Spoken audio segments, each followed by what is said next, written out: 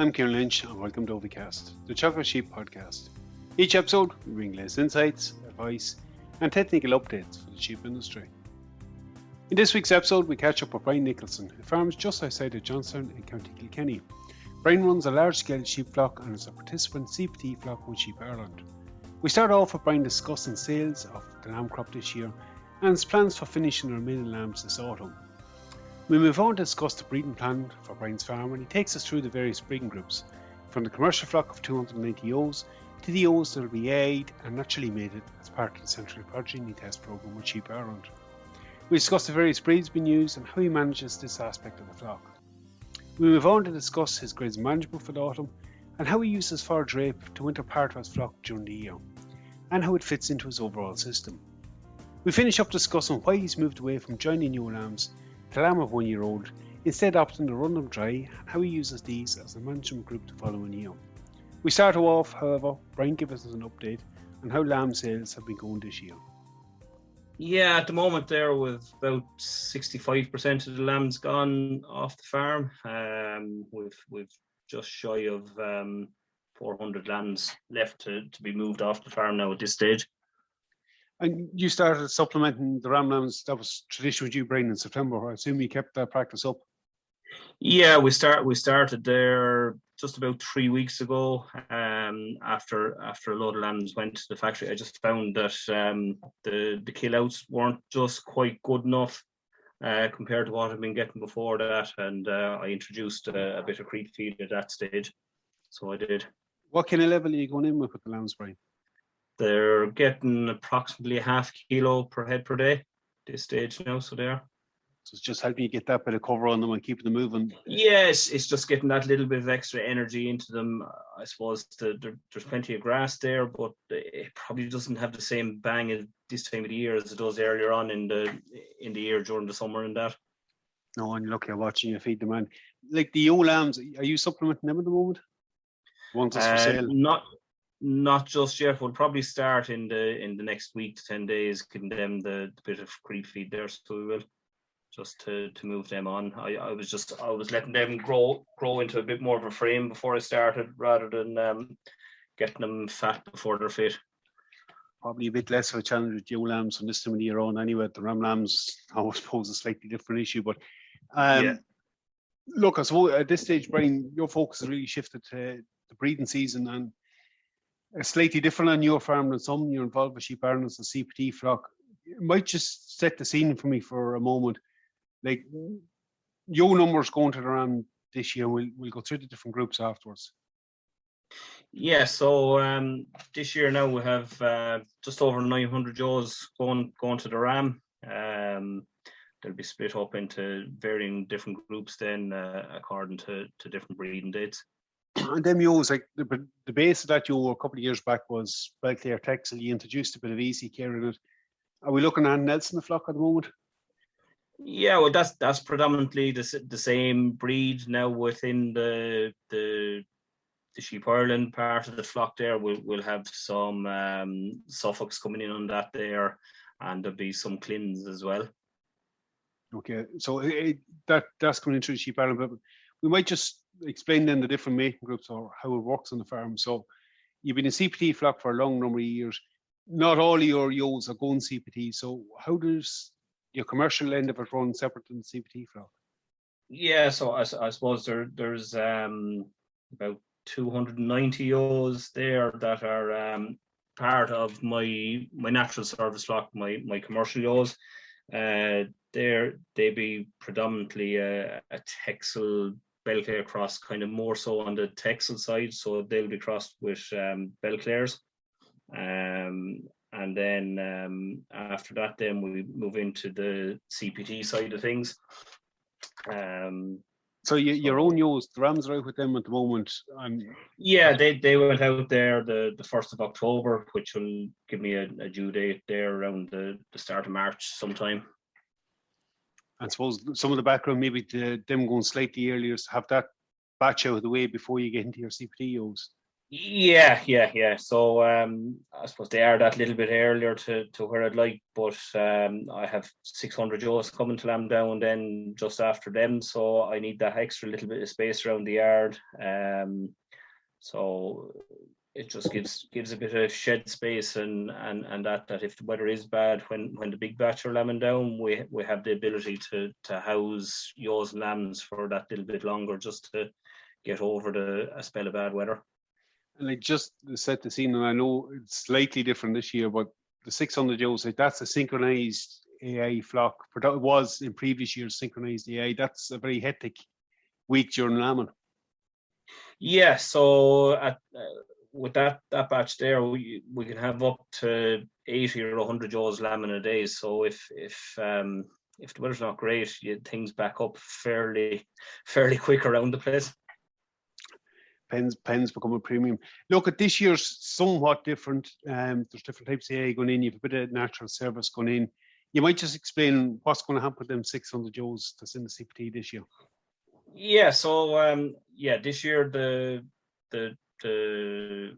Sheep Ireland ewes, there's 3 different batches, so to speak. We have 150 there. They're going to be cervical AI now mid-October. There's then 300 which will be mated naturally, so that they'll be in 3 groups of 100 with a number of rams out with each group. And then the 21st of October thereabouts, we'll have the last 160 will be laparoscopic mated. So there's a bit more of a spread on it compared to other years, which it'll take a little bit of pressure off in the spring, but it draws it out that little bit more as well. Like, just for part of explanation for somebody who might be familiar with, like, they're AI'd, so you can use a number of sires can be used across multiple CPT flocks. Yeah. So the idea is that the same rams are used between all the farms in the CPT, and you're ruling out, I suppose, individual farm management, because the traits of the rams will come through, and you know, it kind of rules out the human side of the flocks. The flocks will all be linked. So I suppose it's an important element of that commercial data that's feeding into that index. And yeah, I suppose, like, to put in context, that it's changed how you do things around breeding, and obviously around lambing time it's quite intense at certain periods. Just for anyone that hasn't gone into them numbers of AI, Brian, like, it's a very busy day on the farm when that happens. Yeah, so the days that we're AIing, I suppose it started a fortnight beforehand with sponging, and then 2 days beforehand we have to pull sponges, and they have to be pulled in relation to time that they're going to be AI'd then 2 days in 2 days time. So there's a lot of timekeeping and record keeping to keep things in line and make sure the different groups don't mix then prior to the day that we're AIing. And then on the day AI, and then rams are jumped and fresh semen is collected for the AIing of the ewes. So you have a busy day on that day to go through them kind of numbers. Yeah. We'll start early, and I suppose we're not too bad this year. We don't have the same numbers as we would have been doing another year. Other years we were doing up to 300 in a day. So it's a little bit easier this year compared to other years. It'll still be all hands on deck though. Oh yeah. The natural mating, Brian, this year with them groups. So you mentioned you have 300 ewes going for natural mating. I imagine it's 3 or more sires going out with them. Yeah. So there's a mixture of ram lambs and hoggets going out with them. So that they'll be divided up, and the rams will be with them for one mating cycle, and after that then we can start grouping them up back into larger groups then, just to pick up repeats and that at that stage, but also to help manage grass then as well.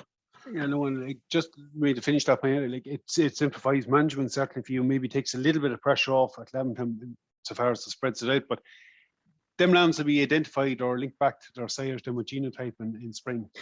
Yeah. So, I mean, apart from anything else, I suppose with the EID tagging on the ewes, we have the rams that have been let out to them, identified that there was such and such a ram or 3 rams with this ewe for the mating time.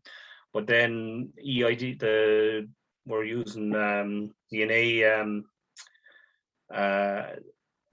the tags of the lambs at birth, so the lambs are being genotyped, and that's picking out the sires and dams then as well. And the other thing, look, there'll be certainly something interesting coming out of that as well, to see how well an individual ram actually performs in that group of 100 ewes. Like we've seen in other farms before, some rams are more active than others. Yeah. No, that'll be one of the big things there. See, how good rams will work. So the ram breed's going out with them again. It's obviously your foundation is still Belclare Texel. What all else is going out with them ewes? Yeah, so the other rams going out there will be Suffolks and Clint. And like you mentioned there, after that first cycle, grouping up. So what happens, or when do you pull on them? And similarly with the ewes as they aid, you put in a cover ram afterwards.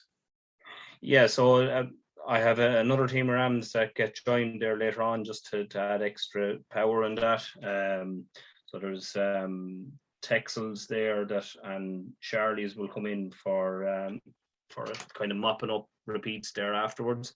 And they're on the terminal side. So because they're that lambing that little bit later than the start of them, they have a good chance of catching up then with the other lambs. And the replacements are coming from the aid ones and the single sire mate ones, not from the... Yeah. So look, it leaves grass and management a bit easier. I suppose just in terms of that, like what's the plans for closing up on the farm, or how do you manage them post-mating? Yeah, so closing up there now at the moment, well, it's a bit all over the place, I suppose, at the moment, but the plan would be by kind of the 20th of October to have about 15% of the farm closed.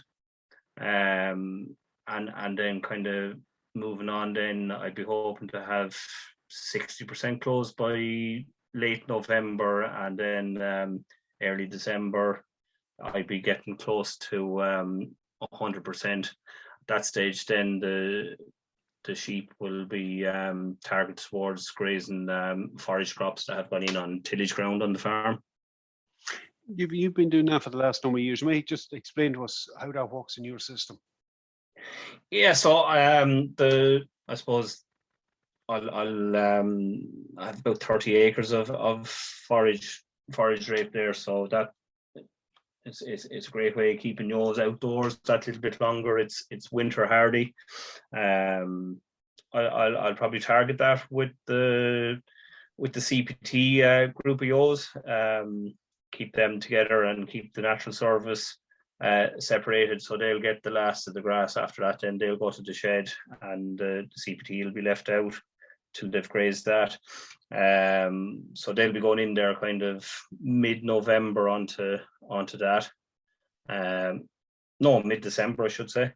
And they'll be grazed on that till possibly mid-January, late January. It'll depend on kind of weather, really. So it will, if we have good weather there, we'll get that little bit longer out of it.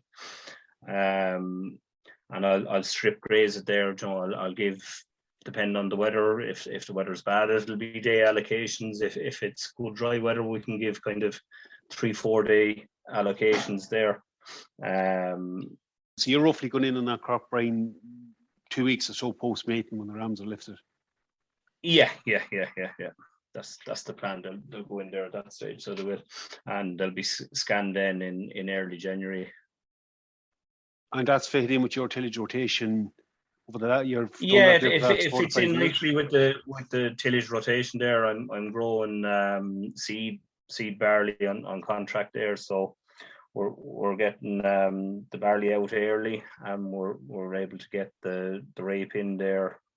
We're getting the barley harvested there in early mid-August, going well, and we have the rape established before we get into September, which is nearly essential to having a decent crop.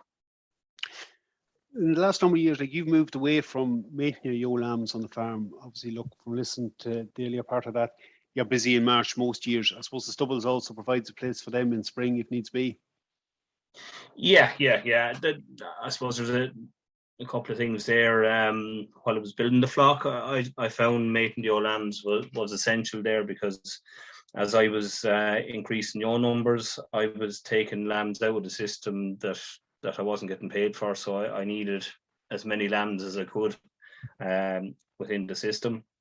At this stage now, flock number is up, but you'd be lambing the ewe lambs at the tail end of what is a very busy period, and it's just to have the energy and that to keep a proper eye on them at that stage. So I'm not doing that anymore, but they actually work well in they form a kind of a flying mob during the summer and the spring to go around behind the ewes and lambs just to clean out paddocks that ewes and lambs move off in time, and the ewe lambs come in and they'll do the last bit of cleaning out, that there's not the same pressure put onto the ewes.